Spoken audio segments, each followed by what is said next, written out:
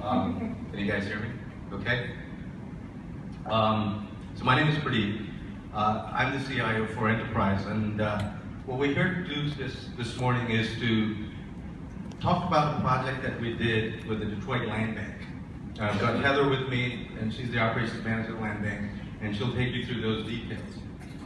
But just to start, I'm going to just throw a few numbers out at you. And these numbers are really astounding to tell you the scale of the problem that we face in Detroit. 385,000 properties, but 40 fires a day, 300 demolitions a week, 230,000 structures. If you can imagine those numbers, to be able to put a system together to manage challenges of that scale was a daunting challenge for us. Now, a few words on how we got involved. Like I said, I'm the CIO for Enterprise. Enterprise is a nationwide nonprofit. We've been around about 30 years. Our goal is to end housing insecurity. And what we mean by housing insecurity is no more homelessness, no more low-income people paying more than 50% of their income towards housing, no more people living in homes that are disconnected with opportunity. That's what our goal is. We have a very wide reach. We're in every state in the country. We have about 1,700 properties. And there's a link, Brandon, I don't know if this deck goes out to everybody, but we put a link on the deck. It does. We put a link on the deck so you can, there's a little video on the Salesforce website about our story. So before we get to the Detroit Land Bank, I just want to mention, at Enterprise, we spent the last 4.5 years building Salesforce infrastructure that runs our entire operations. So other than PeopleSoft for our ERP, we manage about $17 billion in property assets on Salesforce. Literally every facet of the organization at Enterprise runs on Salesforce. So we didn't look at Salesforce initially as a CRM tool. We actually looked at it as a platform. And we took all our .NET applications and Access databases, and we had dozens and dozens and dozens of them. And we transformed all of that onto the Salesforce platform. Our website runs on Salesforce, our intranet runs on Salesforce, everything runs on Salesforce. So we had done this very successfully for 4 years. And last year, we started helping our partners. And the Detroit Land Bank is one of our partners that we started helping.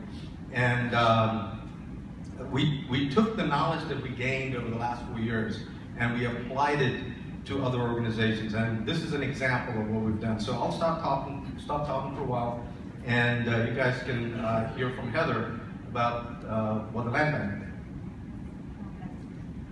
So I obviously am at the Detroit Land Bank Authority. What we do, you might not have heard of us. It's actually been relatively recent that we've worked in the capacity that we have. Our main goal right now is to take the vacant land in the city of Detroit and put it back into productive use, whatever that use might be. And we do that through 3 very distinctly different programs. We have a nuisance abatement program where we use legal authority to try and discourage vacant landowners. We also have a demolition program where we're going through and trying to target and remove blighted and dangerous structures. And then we also have a disposition program. So some of the structures you can see actually an example up there, some of them are still in decent condition. They should be rehabbed. They should be put back into use. But also we have to sell the lots that result from the demolition. So we have these 3 different programs. They're very distinct from each other. They all started in very different ways. They come from different funding sources. Quite frankly, all the staff in each one are very, very separate. But we all got to work together because we do it in a very specific approach. What you see in the map down there, it's showing you vacancy. It doesn't kind of come out as clear as it would, but there are some areas that are actually quite occupied in the city, and then there's varying areas of vacancy. And so what we do is we go and we target very specific neighborhoods based on the vacancy rate, the quality of the property there, and then we use those 3 different arms to go in and try and turn the neighborhood around. So when I met Pradeep, we went in and we were trying to figure out how we're going to set up this database, because at the time we had, our information was everywhere, as in multiple different sources. I believe we had over 40 different sources of data. And we decided that the best way to do it was take something that was actually, we couldn't have done it on our own. We had a lot of help. There was recently a database that had started, it's called Loveland Technologies. And what they had done was they went out and they mapped and inventoried every single parcel in the city. So they literally got a team of like 100 surveyors. They went out in a couple of months and they took a picture of every single property, which we have about 385,000 in Detroit. and they put it all on the internet. And so this was the perfect platform for us to start from. What we did was we took that, we integrated that in, and that's our basis for our platform for Salesforce. And then we added all of our workflow on top of it. So our legal workflow, the demolition workflow, and the disposition workflow. So this is just a little bit, just to kind of actually show you what we were starting with and what we went to. This was a Google spreadsheet for legal. And then it went to this. Now we have like batches for all of our court batches, our poster batches when we go out and touch the properties. For demolition, we had an access database that only one person had, and it was very difficult to understand what was going on because we didn't share it a lot. So then now we go to Salesforce now, and we have already pulled in our contractors, so they go out, the contractors are at a property, they demolish it, they actually send us updates through Salesforce, and we can run multiple reports with these pictures on it, and everybody can see instead of just one person out of our entire organization. With dispositions, this is our sales part, we literally did it on something called Smartsheet, which is essentially Excel that's kind of like souped up, and we would run fairs, and that is the result. We would have a fair push through about anywhere from 500 to 700 people a day, and you would have a sheet for every single one. And now we're literally working on a very distinct, clear path, and we can actually capture everything, and everybody sees it the day of, not 3 months later after we've inventoried all of our papers. So this is, kind of talked about it. We've had substantial growth. We actually haven't been working the capacity that we've been in until the newest mayor came in. So we literally, in January of last year, we had 5 employees. We now have approximately 90, and we have at least 20 to 30 more contractors. So we're dealing with quite a bit of growth, which is what caused this issue that we needed to be resolved. And this is actually the best part of it. So in my position, I do operations, like Pradeep said. I do both internal things and external. So that means that I'm dealing with anywhere from, we need to do an office move because we've grown, bounds and leaps. But I'm also dealing with streamlining the processes. So when Pradeep came in and they were working on one of our really small programs, he was like, you know what, I have this idea. It's like, we have this program, you guys put your data into it, and you're gonna be able to actually report on it. Because that's our biggest issue, is that we have a very demanding mayor, and when he comes in every week, he's asking us, what are your stats? What actually happened? Tell me about this specific property. I wanna know what's actually happening.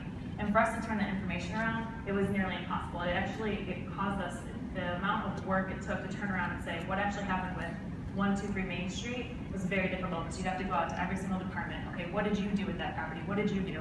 When did you do it? So just determining what happened on a specific property, and then to turn around and say, as a whole, this is what our department did, it's very difficult. So now you can see this is actually what this is pulled out of our dashboard yesterday, the type of reporting that we're able to do at this point.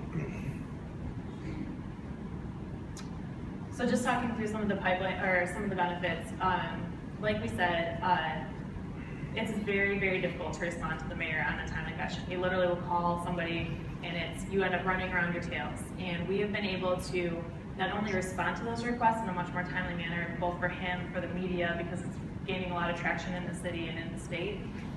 We've also been able to safeguard against issues of, obviously, if you're making a decision to sell a property, you don't want to demolish it. And if you don't entirely know what's happening with that property, you run that risk. And so we've pretty much reduced that risk to zero at this point, because every time you look up a property, it tells you, this is what we're doing with it right now. Obviously, we do have some very steep challenges to combat, both in the process of creating the program, but also now that we've gone live. I don't know if you noticed, but on the very first slide, our board was very anxious for us to get this moving. And so they came up with this timeline. I don't know why they stuck with it. They were like, we want it done in 10 weeks. And we're like, wow, we've been doing this for a year, and we have a lot of different data points. And quite frankly, we had at that time 50,000 properties. That's a lot of things to do. Well, we actually ended up, with the help of Pradeep and his amazing team, we did end up actually doing it in 11 weeks. But that does mean that we have some legacy challenges to handle, because obviously the data that you saw, those before, spreadsheets or various different places, it wasn't perfect in any way, shape, or form. So now we've gone live and we're pushing that data in, and we're beginning to actually go through with a very massive process of cleaning up the data so that we can get those dashboards to be exactly accurate every time we pull it up. So yeah, I guess the last thing is social impact. Obviously, I don't know if anybody else has heard about the Detroit Land Bank Authority, but the biggest challenge in Detroit right now is that you have a downtown that has slowly but surely started thriving at a very phenomenal rate because of a lot of private investment.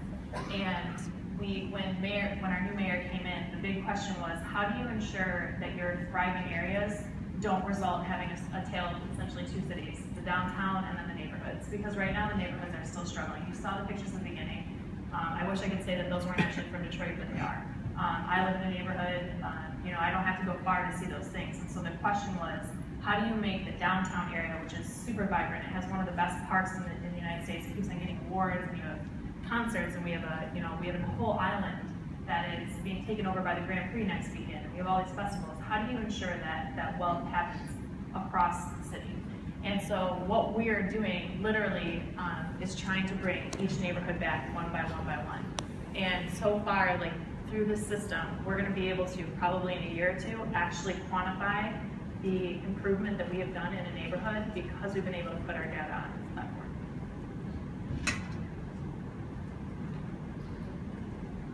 All right, so, that's an amazing story. So if you think about it, the key thing is the land bank that was completely swamped with all the details of the minutiae now have a system in 11 weeks where they can now concentrate on their mission. So I put that as the first bullet. It's true, you can actually build an entire operations management system in about 11 weeks. Try doing that on any other platform. I've been in IT a very long time. I couldn't even dream of trying to do this on any other platform. Here's the other cool part. We were talking to the CFO. That was one of the early meetings we had with the land bank. And you don't need a data center. Because, of course, everybody knows that in the cloud, you don't need a data center. So the CFO didn't have to worry about this massive capital outlay to build a data center. No servers to buy, none of that. So you guys know all those advantages. Now, so what do you need to be able to do a project like this? What you have to do is, and I talked to the executive management team of the land bank about this early on, is you need to develop an agile mindset. And not just agile methodology, but an agile mindset. And what I mean by that is, first and foremost, don't worry about the details. Get IT and business get together at a very high level and say, okay, here's kind of what we're trying to accomplish. Talk to the CFO and say, kind of how much money do you have? And let's go and do the best we can. That's the fundamental tenet of an agile mindset. And then, of course, there's all this other details about working in sprints and things. That's all execution. That'll come later on. One thing that the land bank learned was that in areas where they knew the business process, development was lightning fast. And for any project like this, if you can understand your business process, the architecture and the design that comes after and the implementation will be lightning fast. But spend the time early on to understand the business process and how the business works. Because in the end, that's what the system is going to support. I got the saying, get the architecture right, and then bite it off in small chunks. So in other words, have an idea of what your grand vision is. And I always say, dream big. Think of all the things you want to do. We're not committing to building everything all at one time. But if you know where you're going ultimately, you can bite it off in chunks, pick and prioritize and bite it off in chunks. And then, if you do that, you'll start to see results in days and weeks. And I truly do mean that, right? With every sprint, you'll see results. There's a tendency sometimes when you don't have any systems at all to go for perfection. But don't let perfect become the enemy of good. I know I'm throwing a lot of cliches out to you at 8:30 in the morning, which is never a good thing. But this is true. This is how we run our teams. And it's worked for us every single time. And if you do that, if you have your process defined, if you have your architecture, and you're willing to bite this off in chunks and polish as you go, Salesforce is a platform that actually allows you to evolve over time without too much rework. The results can be astounding, as you've seen from what Heather showed you. So, Brandon, that's what we've got. Do you want to take questions now or later? I think we're ready.